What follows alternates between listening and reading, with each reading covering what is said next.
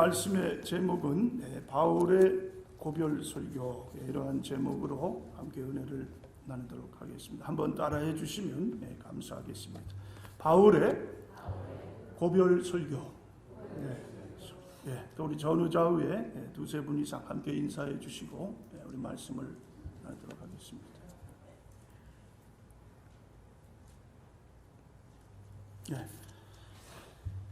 중동 지역에서 사역하는 한 선교사님에 대한 이야기입니다.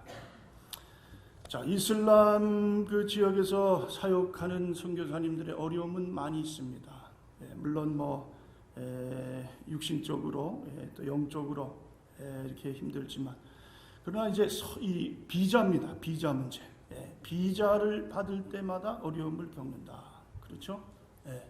학생 비자로 받기도 하고, 여행자 비자, 어떤 사람은 또 이 회사의 그런 그 비자를 통해서 그곳에 법적으로 영주하고, 그래서 선교일을 하는데, 자, 하여튼 여러 가지 어려운 일들이 있어요. 자, 그런데 이 선교사님이 이제 안 되겠다. 이 선교지에서 이제 철수를 해야 되겠다. 자, 이제 그런 마음을 가지시고 한국으로 귀국을 하셨어요. 목포의 한 선교센터에 머무르면서 그곳에서 기도하면서 하나님의 그 음성을 듣게 됩니다. 자, 그 가운데 어느 날 책을 읽게 됐어요. 자, 그 책은 양화진, 한국 양화진에 묻혀있는 선교사님들의 이야기입니다. 자, 책을 펴보는데 사진 하나가 눈에 들어왔어요. 자, 그 사진에는 이 한국에 와서 26세에 순교한 루비 캔드릭이라는 여선교사님의 그 묘지명이 그 사진에 그렇게 있게 됐어요. 자, 묘비명을 보게 됩니다. 그 묘비명에는 뭐라고 써있냐면, 내게 만약 1000개의 목숨이 있다면 그 모두를 조선에 바치겠습니다. 자, 이 선교사님이 그 묘비명을 보고 통곡을 합니다. 자, 그때 하나님의 음성이 들려옵니다. 다시 갈 수 있겠느냐. 자, 그때 이 선교사님이 하나님 앞에 다시 한번 그 대답을 하고 중동으로 가셨어요.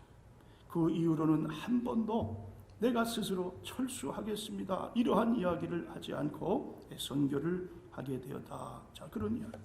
자, 그 또 가운데에 이 선교사님의 이 친한 영국 여자 선교사님이 계셨는데, 자, 어느 날 그분이 폭탄 테러로 인해서 죽음을 맞이하게 되셨어요. 자, 이 선교사님이 너무너무 충격을 받았습니다. 그리고 장례식에 참여를 합니다. 그 장례식에 이 영국 여선교사의 아버지가 마지막으로 절규하듯이 말씀을 합니다. 내 딸을 위해 울지 마십시오. 이 땅을 위해 슬퍼하십시오. 그날이 오면 우리 모두 다시 만날 것입니다. 자, 여러분, 이것이 이별의 한 모습입니다. 자, 그런데요, 또 성경에 보니까 유다 왕 중에 여호람이라는 왕이 있었어요. 자, 이 왕이 32세에 즉위를 해서 예루살렘에서 8년 동안 다스리다가, 자, 그래 죽음을 맞이하게 됩니다. 그런데 성경이 이 왕의 죽음에 대해서 어떻게 말하냐면은, 아끼는 자 없이 세상을 떠났으며 무리가 그를 다윗성에 장사하였으나 열왕의 묘실에는 두지 아니하였더라. 자, 한 왕의 죽음을 아끼는 자가 한 사람도 없었다. 한 사람도 없었다. 자, 어떻게 이 세상을 다스리고 어떻게 이 왕이 살아왔기에 이 왕을 위해서 아쉬워하는 사람, 애도하는 사람, 자, 이런 사람이 없었다고 성경은 말씀하고 있습니다. 자, 여러분, 이것이 또한 참으로 우리에게 한 단면, 이별의 슬픈 모습을 보여주고 있는 말씀인 것을 보게 됩니다. 자, 오늘 여러분이 읽으신 말씀에는 또 하나의 이별 이야기가 나옵니다. 자, 오늘 사도 바울이 이제 에베소 교회의 장로들과 이별을 하면서 참 얼마나 서로 간에 참 그 마음 가슴이 아픈 그러한 이 이별을 하고 있는 것을 보게 됩니다. 자, 여러분 한번 여러분이 읽으신 이 본문의 마지막 36절로 한번 보세요. 자, 36절로 보니까 이 말을 한 후에 무릎을 꿇고 그 모든 사람들과 함께 기도하니 다 크게 울며 바울의 목을 안고 입을 맞추고 다시 그 얼굴을 보지 못하리라 한 말로 말미암아 더욱 근심하고 배까지 그를 전송하니라. 자, 사도 바울과 에베소 교회 장로님들의 헤어짐입니다. 자, 그런데 어떻게 했다고요? 다 크게 울었다. 서로 너무너무 헤어지는 것이 아파서 울었어요. 바울의 목을 안고 입을 맞추고 다시 그 얼굴을 보지 못하리라 한 말로 말미암아 더욱 근심하고 배까지 그를 전송하니라. 자, 여러분 참 얼마나 아름다운 이별의 모습입니까? 그렇죠? 헤어지는 것이 너무 가슴이 아파서 서로 간에 그러한 이 사랑이 그동안 어떻게 해요? 사랑으로 맺어진 형제자매. 자, 그런데 이제는 다시 어떻게 해요? 보지 못할 수도 있다는 사도 바울의 말을 듣고 이 헤어짐에 그러한 눈물을 흘리는 모습을 보게 됩니다. 자, 여러분 이제 사도 바울은 예루살렘을 향해서 이제 나아갑니다. 자, 오늘 이 말씀은 밀레도에서 일어났던 이야기예요. 밀레도. 자, 한번 17절 보세요. 바울이 밀레도에서 사람을 에베소로 보내어 교회 장로들을 청했다. 자, 밀레도와 에베소는 한 56km 정도 떨어졌어요. 그러니까 마일로 하면 한 35마일. 그러니까 이것은 직선거리, 직선. 그러니까 뭐 길이 이렇게 직선으로 돼 있겠어요. 지금이야 뭐 이 고속도로로 하면 직선으로 될 수 있다 하지만, 그러나 이 당시에는 꾸불꾸불. 자, 그것도 이 뭐예요? 차가 없는 그러한 이 시대에 걸어서 가는, 걸어서 며칠을 걸어서 이제 가게 되는 그러한 거리. 자, 그러나 사도 바울은 빨리 에베소를 향해서 가야 됐어요. 자, 그래서 에베소로 직접 가지 못하고 밀레도에서 에베소에 있는 교회 장로님들을 부르게 되는 거예요. 그래서 서로 제의를 하게 됩니다. 자, 그러면서 사도 바울이 마지막으로 남기는 그러한 권면의 말씀, 그것이 바로 오늘 우리가 읽은 본문의 말씀입니다. 자, 여러분 오늘 이 말씀을 들으실 때에 여러분께서 사도 바울의 마지막 권면, 자, 그 말씀을 여러분이 그 장로의 그러한 심정, 이 사도 바울의 말씀을 듣는 심정으로 이 말씀을 듣는 우리 모두가 될 수 있기를 바랍니다. 오늘 어떻게 유수그룹이 일로 오죠?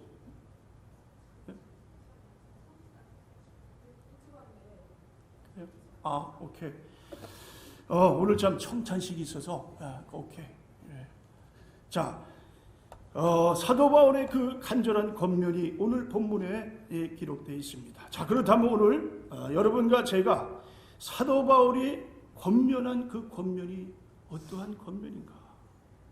자, 그 권면의 말씀을 함께 나누면서 오늘 은혜를 서로 나누기로 하겠습니다. 자, 첫 번째 19절 보세요. 곧 모든 겸손과 눈물이며. 자, 여기 보면은 사도 바울이 에베소의 지도자들, 장로들을 모아놓고 뭐라고 권면을 하냐면 첫 번째로 모든 겸손과 눈물이다. 눈물. 자, 여러분 그렇습니다. 사도 바울은 어떤 사람이었습니까? 사도 바울은요, 예수님을 만나기 전에는 아주 뭐 교만한 사람, 자기밖에 모르는 사람, 자기가 제일 잘난 줄 알았어요. 그 이름을 봐도 그래요. 자, 바울이 이 사울이었던 그러한 이 시절에 사울이라는 이름의 그 뜻은 크다, 큰 자라는 뜻이에요. 큰 자. 그런데 예수님을 만났어요. 그리고 바울로 이름을 바뀌게 됐어요. 바울이라는 이름은 작다라는 뜻이에요. 작다. 그러니까 하나님께서 이 사울을 바울로 낮춰주셨어요. 자기가 가장 높은 줄 알았어요. 가말리알 문화생, 가장 최고의 학문을 배우게 됐어요. 로마 시민권을 갖게 됐어요. 히브리인 중에 자기는 가장 히브리인으로서 그렇게 믿음이 대단한 줄 알았어요. 자, 그리고 예수 믿는 사람이 뭐예요? 죽이려고 앞장섰던 사람. 자, 그런 사울이 이제 예수님을 만나고 변화돼서 가장 작은 자가 됐어요. 그리고 나서 이 바울은 뭐라고 고백합니까? 네, 내가 약한 것을 자랑하리라. 고린도후서 11장 30절에 약할 때 내가 강함이니라. 자, 이러한 깊은 진리를 깨닫게 됩니다. 여러분, 그렇습니다. 아무리 좋은 일이라도 겸손하지 않으면 사람들에게 기쁨을 줄 수가 없습니다. 겸손하게 일해야 됩니다. 특별히 교회의 중직들은 더 어떻게 해요? 겸손함으로 섬기는 그러한 자들이 되어야 된다. 자, 겸손이라는 것이 뭐냐? 겸손은 자기 몫을 요구하지 않는 그러한 삶의 자세. 내 것이 없는 거예요. 네. 나는 죽었다. 자, 그렇게 생각하는 것이 바로 겸손이에요. 겸손. 네. 자, 교회 생활을 하면서 이 여러 가지 문제가 일어나요. 사람들이 시험에 듭니다. 자, 왜 그렇습니까? 그 이유는 바로 겸손하지 못해서 그래. 겸손하지 못해서. 예. 겸손하지 못하니까 내 주장, 내 고집, 내가 앞서는 거예요. 앞서. 내가 죽으면 문제가 일어나지 않을 텐데 내가 살아있기 때문에 그렇게 문제가 일어난다. 자, 그러니까 교회에서 일을 하게 될 때에 자, 가장 먼저 우리가 알아야 할 그 뭡니까? 그 중요한 사실은 겸손하게 섬겨야 되겠구나. 겸손. 자, 성 어거스틴이 그런 말을 했어요. 자, 그리스도인의 제일 가는 미덕은 첫째, 겸손이다. 둘째도 겸손이다. 셋째도 겸손이다. 겸손. 그것은 자기 죽음의 선언이다. 죽은 사람이 어떻게 자기 고집을 필 수 있느냐? 죽은 사람이 무슨 자존심이 있느냐? 누가 내 마음을 상했다고 해서 내가 정말 그 뭐예요? 나도 너를 상하게 하겠다. 자, 그런 것은 뭐예요? 이 겸손치 않는 모습. 자, 그렇습니다. 겸손과 또 눈물이에요. 눈물. 예, 바울은 눈물을 많이 흘린 사람 중에 한 사람이에요. 자, 여러분, 눈물은 가장 순수한 감정의 발로입니다. 말이라는 것은 자기 의지대로 꾸며서 할 수가 있어요. 웃음도 가식적으로 그렇게 만들어서 웃을 수 있어요. 그런데요, 눈물은 자기 의지대로 자, 그렇게 해서 뭐 그냥 쉽게 흘리거나 또 멈출 수 있는 그러한 것이 아니다. 사람들은 눈물의 감동을 받게 되는 거예요.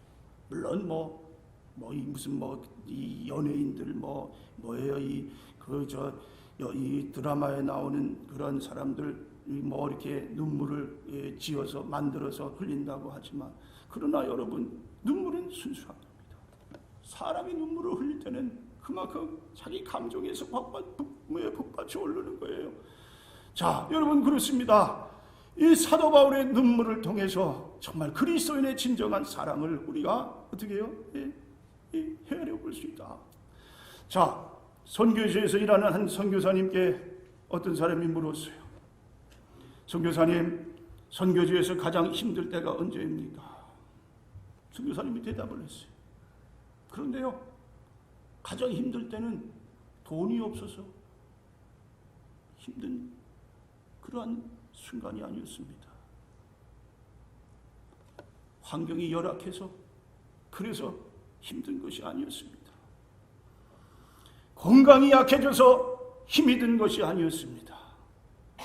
자, 가장 힘들 때는 긍휼의 마음이 식어질 때 가장 힘들었습니다. 거기에 있는 현지인들의 그 영혼을 안타깝게 생각하지 못하니까 선교사님이 그것 때문에 하나님 앞에 그렇게 눈물로 회개를 하는 거예요. 자, 여러분, 그렇습니다. 우리 모두에게 이러한 눈물이 다시 한번 우리 눈 속에서 어떻게 해요? 그 눈물이 흘러나는 그러한 눈물의 성도들이 될 수 있기를 바랍니다. 자, 사도 바울은 이러한 마음으로 어떻게 해요? 사역을 했어요. 자, 그 다음에 또 20절 보세요. 20절. 19절 후반절에 유대인의 간계로 말미암아 당한 시험을 참고 주를 섬긴 것과, 자, 그 다음에 권면의 말씀은 시험을 참고 주를 섬긴 것. 자, 그렇습니다. 여러분, 사도 바울처럼 이 복음을 전하면서 수많은 고난을 당한 그러한 사람은 없을 거예요. 그렇죠? 그것도 원수들이 아니에요. 자기가 사랑하려고 했던 자에게 그러한 배반을 당하고 그 아픔을 당하고, 자, 그래서 죽음에 어떻게 해요? 그 순간까지 처하는 그러한 사도 바울의 모습을 봅니다. 그렇죠? 자, 그런데 어떻게 해요? 그 가운데서 사도 바울은 끝까지 그들을 사랑합니다. 그리고 고린도전서에 보면은 그 사랑장 13장에 사도 바울이 사랑에 대해서 이야기를 하는 거예요. 사도 바울도 그렇게 사랑이 있었던 사람은 아니에요. 사도 바울도 바나바와 한번 심하게 싸움질도 하고요, 헤어지기도 하고요, 자, 큰 소리도 치고요, 자, 그러한 사람. 그런데 예수님을 믿다 보니까 그렇구나, 오래 참아야 되겠구나. 자, 사랑이 뭐냐? 사랑은 오래 참는 것이다. 오래 참는 것. 사도 바울은 환난은 인내를 낳고 인내는 연단을 낳고 연단은 소망을 낳는다고 뭐예요? 그렇게 이야기를 합니다. 여러분, 그렇습니다. 참는 거예요. 신앙은 참는 거. 직장에서도 참고, 사업터에서도 참고, 가정에서도 참고, 교회에서도 참고. 자, 참는 것이 바로 뭐라고요? 이 그리스도인의 그러한 그 모습이다. 자, 그 다음에 또 뭡니까? 자, 20절, 유익한 것은 무엇이든지 공중 앞에서나 각 집에서나 꺼리낌이 없이 여러분에게 전하여 가르치고. 자, 어떻게 했다고요? 늘 가르쳤어요. 때를 어떤지 못 어떤지, 누가 이야기를 듣는지 안 듣는지, 자, 이 사도 바울은 하나님의 말씀을 전하는 그러한 이 사람이었다. 자, 그렇죠? 자, 그렇습니다. 지난주에도 우리가 졸다가 유두거란 청년이 창에서 떨어져서 죽게 됐어요. 자, 그런데 다시 올라가서 어떻게 됐습니까?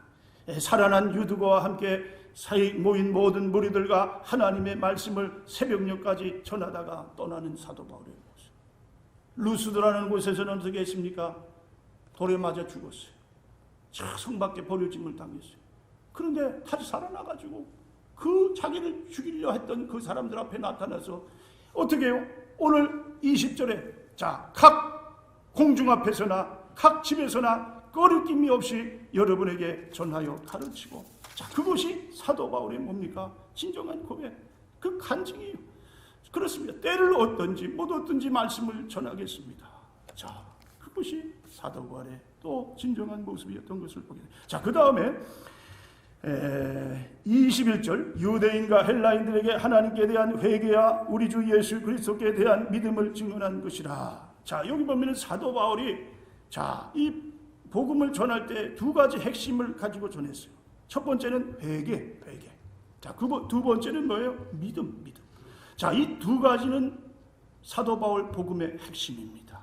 또 우리 기독교 신앙의 가장 아주 이 핵심 중에 핵심은 두 가지. 첫 번째는 뭐예요? 회개. 두 번째는 믿음. 자, 여러분, 사상누각이라는 것이 있어요. 그런 말이 있어요. 뭡니까? 모래사자, 모래 위에다가 집을, 누각을 지어버려요. 궁을 지어버린단 말이에요. 그러면 어떻게 된다고요? 아무 소용이 없다. 신앙인이 신앙생활을 하면서 그 영혼이 자랄 때에 두 가지가 그 사람에게 그런 어떠한 체험이 되지 않는다면 말짱 도루묵이 된다는 거예요. 철저한 회개의 순간이 있어요. 예수님을 만나서 예수님, 정말 나는 죄인입니다. 내가 예수님 앞에 회개합니다. 눈물 콧물로 자기의 죄를 다 낱낱이 고하고 거기서 어떻게 해요? 그렇습니다. 나는 이제 예수님으로 말미암아 내 삶이 바뀌었습니다. 내 인생이 이제는 완전히 변화됐습니다. 그리고 예수님이 나의 인생의 주인이 되었습니다. 뭐예요? 회개. 눈물로 회개하는 순간이 있어요. 그 다음에 두 번째는 믿음. 그 다음에 예수님을 받아들이는 거예요. 자, 여러분, 회개 없이 믿음이 없는 거예요. 두 가지는 자전거의 두 바퀴와 같다. 사람의 두 다리와 같다. 예, 항상 두 가지가 함께 어떻게 해요? 이 거듭남에는 분명히 이 체험이 있어야 그 사람이 신앙생활을 하더라도 어떻게 해요? 바르게 성장하는 거예요. 자, 이 믿음과 회개다. 자, 그리고 나서 어떻게 합니까? 자, 22절로 보세요. 보라, 이제 나는 성령에 매여 예루살렘으로 가는데 거기서 무슨 일을 당하는지 알지 못하노라. 오직 성령이 각성에서 내게 증언하여 결박과 환난이 나를 기다린다 하시나 내가 달려갈 길과 주 예수께 받은 사명 곧 하나님의 은혜의 복음을 증언하는 일을 마치려 하면은 나의 생명조차 조금도 귀한 것으로 여기지 아니하노라. 자, 보세요. 사도 바울의 진정한 그러한 이 신앙의 모습. 자, 22절에 나는 성령에 매였다. 옛날 성경에 보면은 심령에 매여 그렇게 이야기를 했습니다. 그래서 성령에 매였다는 거예요. 성령에 사로잡혔다. 그리고 예루살렘으로 가게 됐다. 자, 예루살렘으로 가는 거는 사도 바울의 개인적인 생각이 아니에요. 무슨 생각입니까? 누구의 생각이에요? 성령이 강권적으로 사도 바울을 예루살렘으로 가게 했어요. 자, 그런데 성령이 또 두 번째로 사도 바울에게 주시는 그러한 이 뭡니까? 이 말씀이 있어요.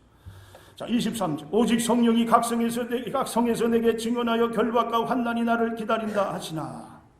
자, 그런데 성령이 또 이상한 말씀을 또 해주세요.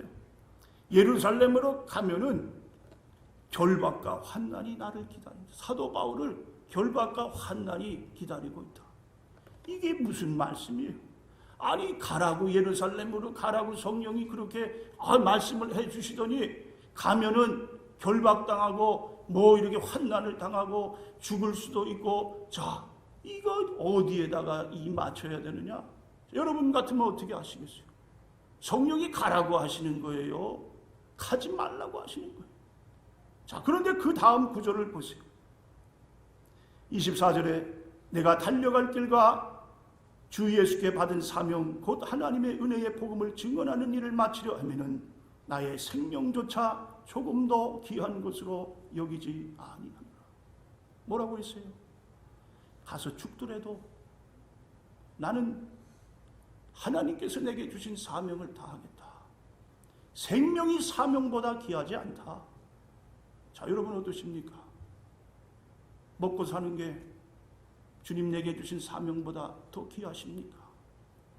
아니면 주님의 사명이 이 세상 어떠한 것보다도 더 귀하고, 그래서 내가 생명까지도 주님께 바칠 수 있는 그러한 신앙의 삶을 살고 있습니다. 예수님도 그러셨어요. 예수님조차도 십자가를 지시기 전에 그러셨어요. 아버지, 웬만하면 십자가를 내게 좀 피하게 해주세요. 질 수가 없을 정도로 그렇게 두려움에 떠셨어요. 그런데 어떻게 해요? 아버지의 음성을 내 뜻대로 마옵시고 아버지의 뜻대로. 그래서 십자가를 지시는 거예요. 그래서 생명조차 귀하게 여기지 아니했다는 그 말씀이에요. 자, 여러분 오늘 이 말씀을 통해서요, 자, 이 땅에 내가 사는 존재의식이 뭐냐? 왜 나를 하나님께서 이 땅에 보내주셨고, 나를 왜 하나님의 자녀 삼아주셨고, 왜 예수 그리스도를 내가 이렇게 만나고 예수님을 통해서 구원받은 하나님의 자녀가 되었는가? 자, 보세요.